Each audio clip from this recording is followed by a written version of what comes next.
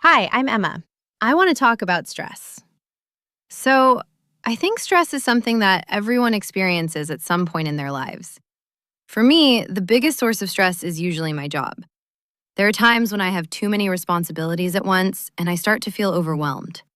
If I don't manage my time properly, small problems can quickly become much bigger. Over the years, I found a few ways to deal with stress more effectively. So, the first thing that helps me is exercise. I'm not someone who spends hours at the gym, but I try to go for a run or a long walk several times a week. It helps me clear my mind and forget about my problems for a while. Another thing I do is plan my week carefully. I make a list of my priorities and break large tasks into smaller steps. This helps me feel more in control and prevents me from feeling too much pressure. Also, I think it's important to connect with other people.